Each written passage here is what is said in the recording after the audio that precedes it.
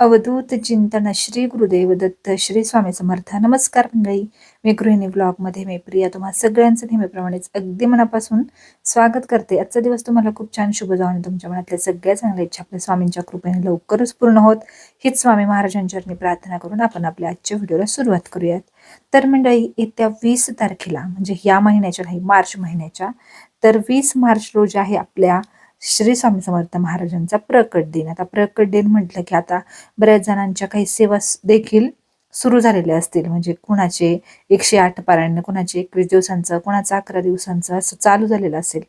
म्हणजे एक एक जशी आपल्याला शक्य होईल तशी सेवा आपण स्वामींची करत असतो. पण आज एक खूप छान आणि प्रभावी सेवा सांगणार आहे, जी की मी गेल्या महिन्यापासूनच सुरू केलेली आहे. खूप अशी अत्यंत प्रभावी सेवा आहे. आता मला ना काही कारणांमुळे ना वाचन होत नाही, म्हणजे वाचन केलं की मला त्रास होतो.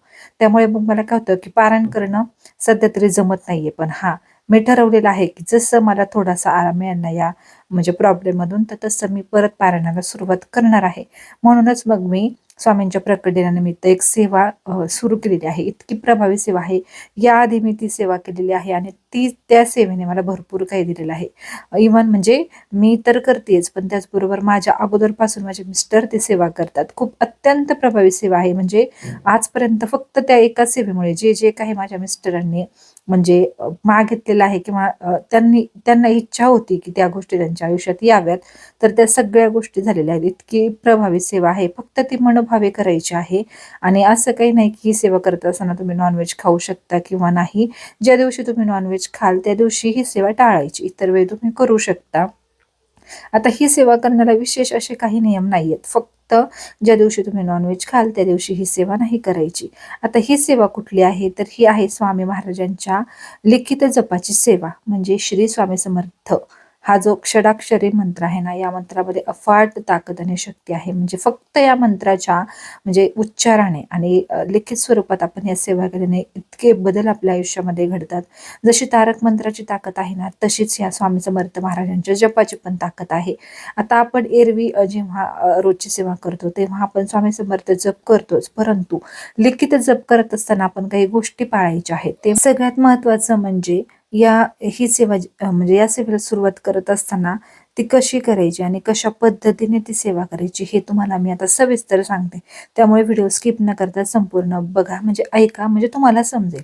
तर सेवेची सुरुवात तुम्ही कुठल्या हेतूने उद्देशाने करताय किंवा मग फक्त तुम्हाला स्वामींची सेवा करायची आहे त्यामुळे तुम्ही करताय, तुम्हाला स्वामींकडून काहीही नकोय, तरी सुद्धा तुम्ही ही सेवा करू शकता. किंवा तुम्हाला तुमच्या आयुष्यामध्ये काहीतरी हवं आहे किंवा मग काही अडचणी तुमच्या आयुष्यामध्ये असतील, त्यासाठी जर तुम्ही या सेवा करत असाल ना, तर आपल्याला छोटासा उपाय करायचा आहे. ते म्हणजे काय करायचं, तर तुम्ही उद्या समजा सेवा सुरू करणार आहात, शक्यतो गुरुवारपासून सुरू करायची. गुरुवारी सेवा सुरू करण्या अगोदर ना आपल्याला जवळच्याच कुठल्या तरी स्वामींच्या मंदिरात किंवा मठात किंवा दत्त महाराजांच्या मंदिरात आपल्याला एक नारळ आणि खडीसाखर घेऊन जायचं.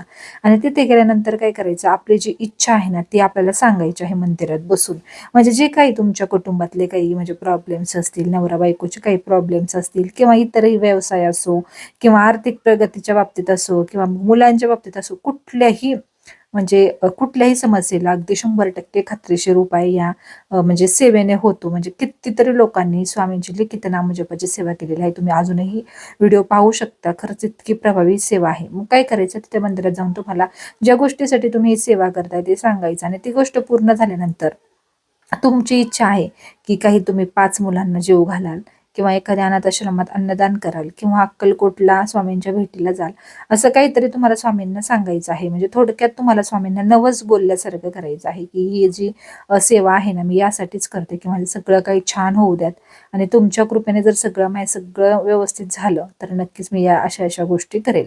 आणि त्यानंतर आपल्याला तिथून तो नारळ आणि खडीसाखर तिथेच ठेवून आपल्याला घरी यायचं आहे. आणि घरी आल्यानंतर सेवेला सुरुवात करत असताना नवी कोरी वही घ्यायची आहे. म्हणजे ज्या वहीमध्ये अगोदर काही खराब वगैरे केलेलं नाही, अशी नवी कोरी वही आणि रेड कलरचा पेन घ्यायचा आहे आपल्याला. एक वही कोरी आणि रेड कलरचा पेन. आणि सुरुवातीला तुम्हाला काय करायचं आहे, त्या वहीवरती सुरुवातीला म्हणजे तुम्ही सेवा करणार आहात ना, तर त्या वहीची देखील म्हणजे आपल्याला एक पोथी समजूनच पूजा करायची आहे. सुरुवातीला हळद कुंकू अक्षदांनी आपल्याला छान अशी पूजा करून घ्यायची आहे. त्यावरती गुलाबजल आणि गोमूत्र सुद्धा शिंपडून घ्यायचं आहे. त्यानंतर आपल्याला सेवेला सुरुवात करायची आहे. आता ही सेवा करण्याला काही बंधन नाही. तुम्ही 5 वाक्य लिहू लिहू शकता, 5 ओळी लिहू शकता, तुम्ही 11 वेळा ते स्वामी समर्थ नामाचा जप लिहू शकता, तुम्ही एक पान लिहू शकता, म्हणजे जसं तुम्हाला वेळ मिळेल तसं. हा पण फक्त लिहायचं म्हणून लिहायचं नाही. जेव्हा तुम्ही लिहिताय तेव्हा ते तुमच्या डोक्यात पूर्णपणे स्वामींचा जपच चालू राहायला पाहिजे. म्हणजे खाली हाताने लिहिताय आणि डोक्यात दुसरं चालू, तर असा जप करून काही उपयोग नाही. जेव्हा तुम्ही लिहिताय तेव्हा तुमच्या डोक्यात सगळं स्वामींच्या जपाचं चालू चालू पाहिजे. म्हणजे या सगळ्या गोष्टी जुळून आल्या ना, तर तुमची इच्छा ही 100% पूर्ण होते. फक्त लिहायचं म्हणून लिहायचं आणि डोक्यात दुसरंच काहीतरी चालू आहे, स्वयंपाक कधी करू, हे कधी करू, तर त्या सेवेला काही अर्थ राहत नाही आणि तुमच्या इच्छा देखील त्यामुळे पूर्ण होत नाही. त्यामुळे एकाग्रता महत्त्वाची आहे. त्याचबरोबर ना, आता तुम्हाला पहिल्यांदाच सांगितलं मी, की नॉन-व्हेज, तर ज्या दिवशी खाल नॉन-व्हेज त्या दिवशी नाही तुम्ही ते म्हणजे लिखित सेवा करायची. बाकी इतर वेळी तुम्ही करू शकता. तर आता या सेवेचे विशेष काही नियम नाही. पिरियडच्या काळात महिलांनी ही सेवा स्किप करायची. पण आता ही सेवा करत असताना म्हणजे एक गोष्ट आहे, स्वामी सेवेत जेव्हा तुम्ही याल, मी प्रत्येक व्हिडिओमध्ये सांगत असते, तर दुजाभाव, द्वेष, निंदा, कटकारस्थानं, दुसऱ्याला नावं ठेवणं वगैरे या गोष्टी सगळ्या सोडून द्यायच्या. म्हणजे अगदी मस्करीत सुद्धा कोणाची निंदा करायची नाही किंवा काहीच नाही. आपण आपलं कर्म छान करत राहायचं. शेवटी नशिबात असतं ते स्वामी आपल्याला नक्की देतात, हा माझा स्वतःचा विश्वास आहे. अगदी म्हणजे मृत्यूलाही हरवण्याची ताकद आपल्या स्वामींच्या सेवेमध्ये आहे.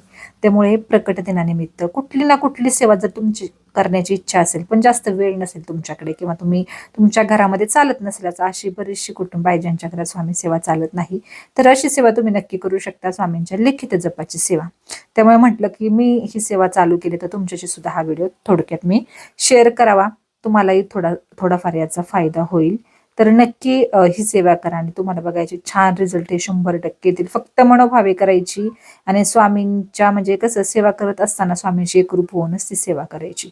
तर मंडळी, आजचा हा छोटासा व्हिडिओ तुम्हाला कसा वाटला हे कमेंटमध्ये सांगा. त्याचबरोबर कमेंटमध्ये श्री स्वामी समर्थ लिहायला विसरू नका. तर चला, पुन्हा भेटूयात अशाच एका छानशा व्हिडिओ सोबत. तोपर्यंत सगळ्यांना अवधूत चिंतन. श्री गुरुदेव दत्त. श्री स्वामी समर्थ.